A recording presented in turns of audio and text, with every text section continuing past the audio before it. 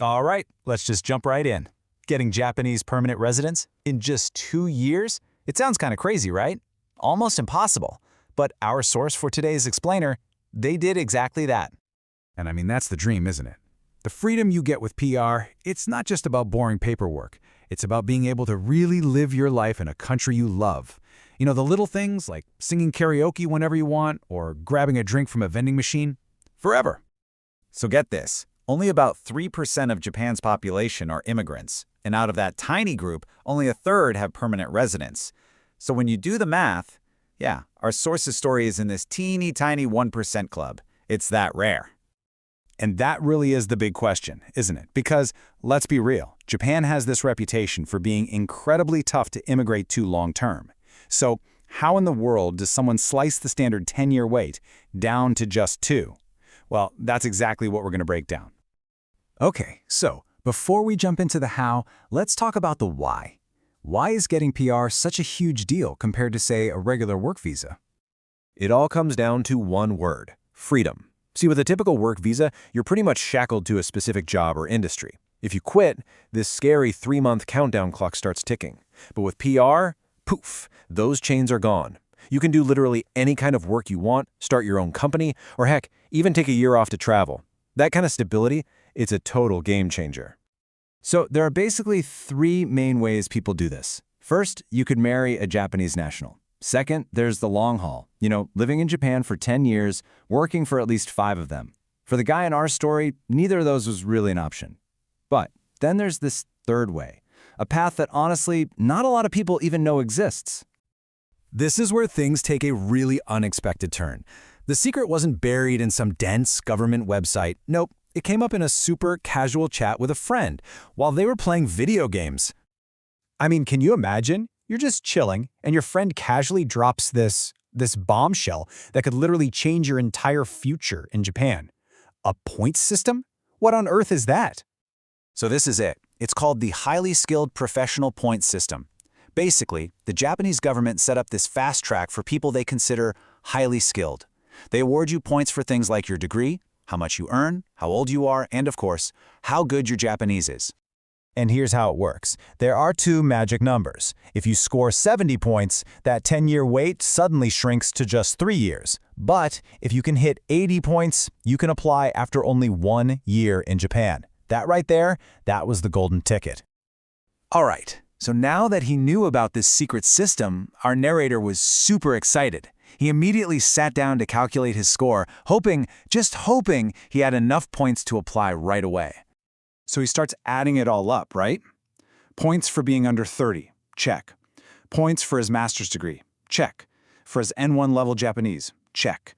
And the grand total was 70. Just 70. So close, but not quite there. 10 points short of that 1-year fast track. Now, he could have applied after 3 years, but here's the kicker. His visa was going to expire before then.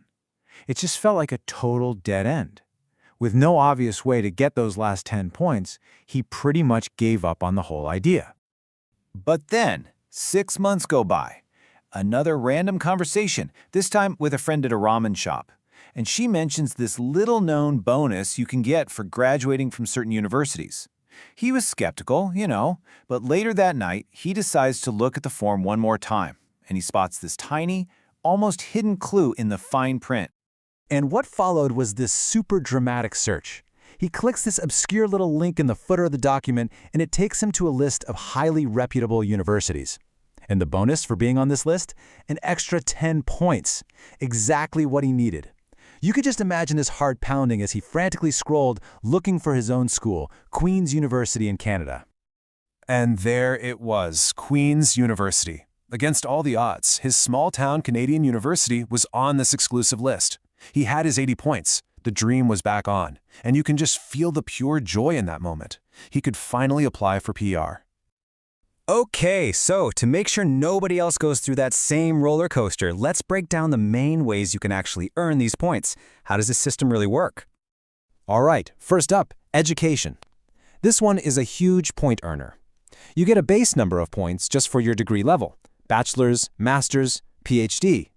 But here's where it gets interesting. You can stack bonuses on top of that. Got a degree from a Japanese university? That's an extra 10 points. And if your school is on that special reputable list we just talked about, another 10 points. It's actually possible to get up to 50 points just from your education alone. Wow! Next up, a big one, your salary. It's pretty straightforward. The more you make, the more points you get. It starts at 10 points if you're making around 4 million yen a year, and it just keeps climbing. If you hit that 10 million yen mark, that's roughly 70,000 US dollars, boom, that's 40 points right there. And of course, there are a bunch of other ways to rack up points. You get points for being young, a nice 15 if you're under 30. You get points for your work experience, which kind of balances out the age thing for older folks. And obviously, your Japanese skills matter a lot. Passing the highest level, the JLPT N1, will net you a solid 15 points.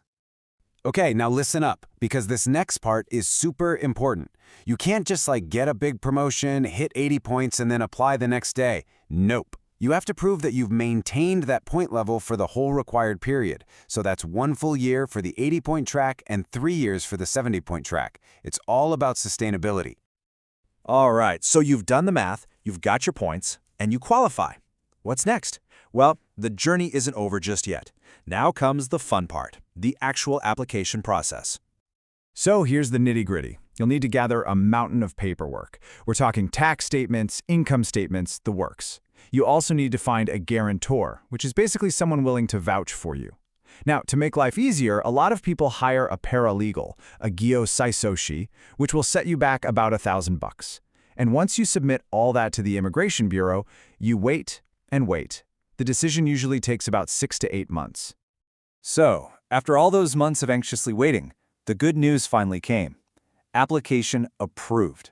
He was officially a permanent resident of Japan. Completely free, no more visa ties to a spouse, a school, or a company. And this is really where all that hard work pays off in a huge way.